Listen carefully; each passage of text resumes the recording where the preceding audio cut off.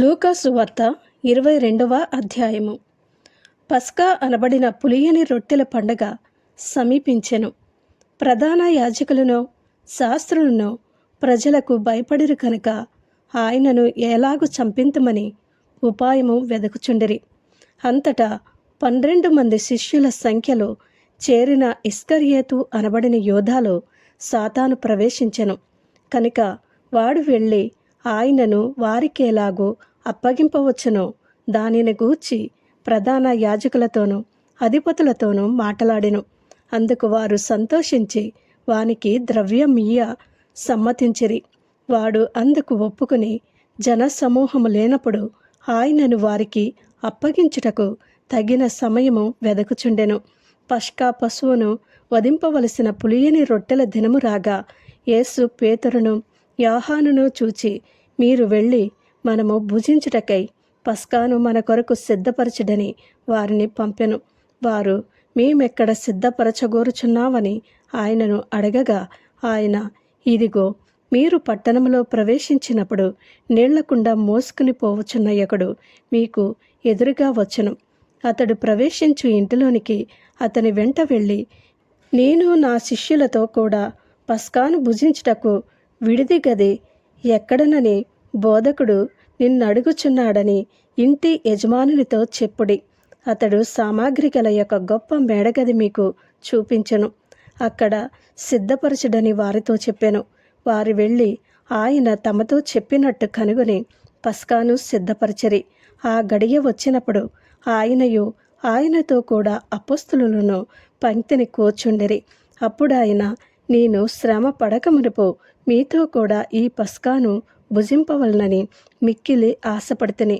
అది దేవుని రాజ్యములో నెరవేరు వరకు ఇక ఎన్నడనో దాని భుజింపనని మీతో చెప్పుచున్నానని వారితో చెప్పి ఆయన గిన్నె ఎత్తుకుని కృతజ్ఞతాస్తుతులు చెల్లించి, మీరు దీనిని తీసుకుని మీలో పంచుకొనుడి.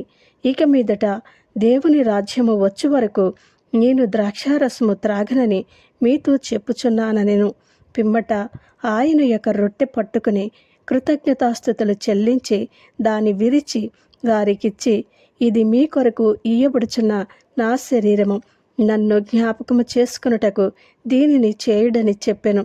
ఆ ప్రకారమే భోజనమైన తర్వాత ఆయన గిన్నెయు పట్టుకుని, ఈ గిన్నె మీ కొరకు చిందింపబడుచున్న నా రక్తము వలననైన క్రొత్త నిబంధన, ఇదిగో, నన్ను అప్పగించు వాని చెయ్యి నాతో కూడా ఈ బల్ల మీద ఉన్నది. నిర్ణయింపబడిన ప్రకారము మనుష్య కుమారుడు పోవుచున్నాడు గాని ఆయన ఎవరి చేత అప్పగింపబడుచున్నాడో ఆ మనుష్యునికి శ్రమ అని చెప్పెను. వారు ఈ పనిని చేయువాడెవరో అని తమలో తాము అడుగుకొనసాగిరి. తమలో ఎవడు గొప్పవాడిగా ఎంచబడునో అను వివాదము వారిలో పుట్టగా ఆయన వారితో ఇట్లనెను, అన్యజనములలో రాజులు వారి మీద ప్రభుత్వము చేయుదురు, వారి మీద అధికారము చేయువారు ఉపకారులనబడుదురు. మీరైతే అలాగూ ఉండరాదు. మీలో గొప్పవాడు చిన్నవాని వలెను, అధిపతి పరిచారకుని వలెను ఉండవలెను. గొప్పవాడెవడు భోజన పంక్తిని కూర్చుండువాడా, పరిచర్య చేయువాడా? పంక్తిని కూర్చుండువాడే గదా. అయినను నేను మీ మధ్య పరిచర్య చేయవాని వలె ఉన్నాను. నా శోధనలలో నాతో కూడా నిలిచియున్నవారు మీరే. కనుక నా తండ్రి నాకు రాజ్యమును నియమించినట్టుగా నా రాజ్యములో నా బల్ల యొద్ద అన్నపానమును పుచ్చుకుని సింహాసనముల మీద కూర్చుండి ఇశ్రాయేలు 12 గోత్రముల వారికి మీరు తీర్పు తీర్చుటకై నేనును మీకు రాజ్యమును నియమించుచున్నాను.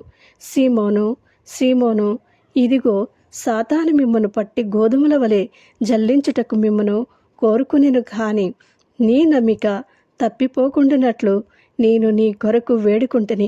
నీ మనస్సు తిరిగిన తరువాత నీ సహోదరులను స్థిరపరచుమని చెప్పెను. అయితే అతడు, ప్రభువా, నీతో కూడా చెరలోనికిని మరణమునకును వెళ్ళుటకు సిద్ధముగా ఉన్నానని ఆయనతో అనగా ఆయన, పేతురు, నీవు నన్నెరగనని ముమ్మారు చెప్పు వరకు నేడు కోడు కూయదని నీతో చెప్పుచున్నానెను. మరియు ఆయన సంచియు జాలయు చెప్పులను లేకుండా నేను మిమ్మను పంపినప్పుడు మీకు ఏమైనను తక్కువాయనా అని వారిని అడిగినప్పుడు వారు ఏమీయూ తక్కువ కాలేదనిరి. అందుకాయన, ఇప్పుడైతే సంచిగలవాడు సంచియు జాలియు తీసుకుని పోవలెను, కత్తి లేనివాడు తన బట్టనిమ్మని కత్తి కొనుక్కునవలెను, ఆయన అక్రమకారులలో ఒకడుగా ఎంచబడెను అని వ్రాయబడిన మాట నాయందు నెరవేరవలసి ఉన్నది. ఏలయనగా నన్ను గూర్చిన సంగతి సమాప్తమవుచున్నదని మీతో చెప్పుచున్నానెను. వారు, ప్రభువా, ఇదిగో ఇక్కడ 2 కత్తులున్నవనగా చాలునని ఆయన వారితో చెప్పెను.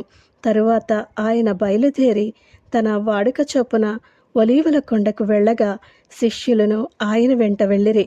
ఆ చోటు చేరి ఆయన వారితో, మీరు శోధనలలో ప్రవేశించకుండానట్లు ప్రార్థన చేయడని చెప్పి వారి యొద్ద నుండి రాతివేత దూరము వెళ్ళి మోకాళ్ళూని, తండ్రి, ఈ గిన్నె నా యొద్ద నుండి తొలగించుటకు నీ చిత్తమైతే తొలగించుము, అయినను నా ఇష్టము కాదు, నీ చిత్తమే సిద్ధించునుగాక అని ప్రార్థించెను.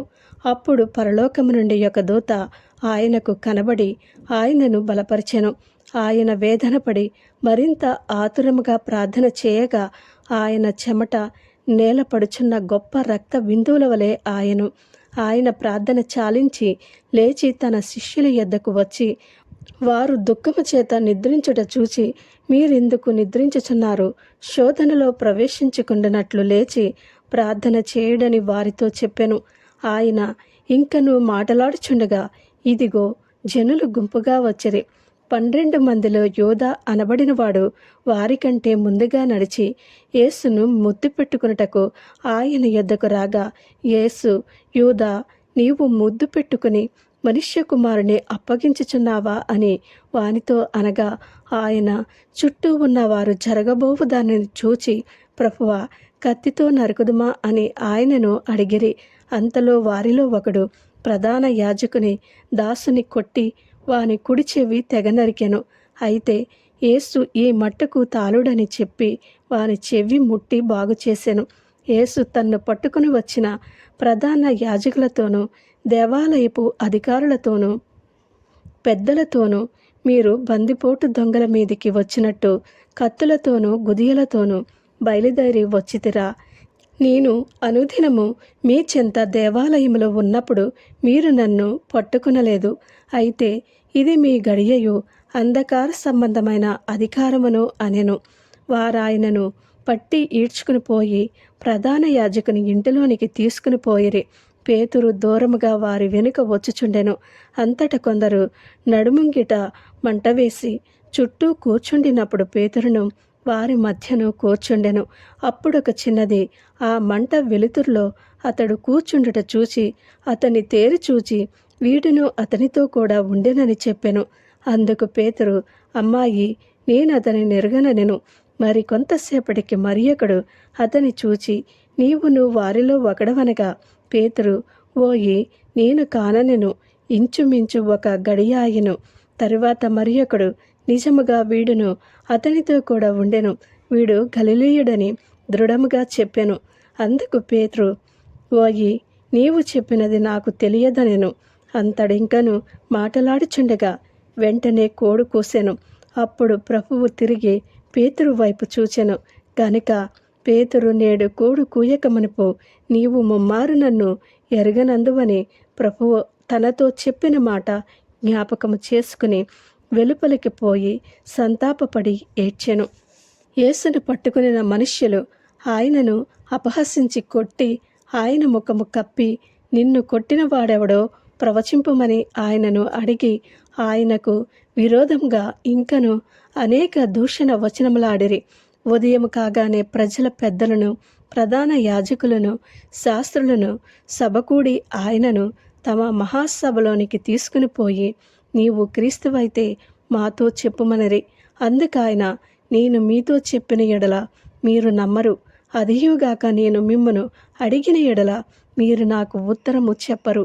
ఇది మొదలుకుని మనుష్య కుమారుడు మహాత్యము గల దేవుని కుడిపార్శ్వమున ఆసీనుడగనని వారితో చెప్పెను. అందుకు వారందరూ, అట్లయితే నీవు దేవుని కుమారుడువా అని అడగగా ఆయన, మీరన్నట్టు నేనే ఆయనను అని వారితో చెప్పెను.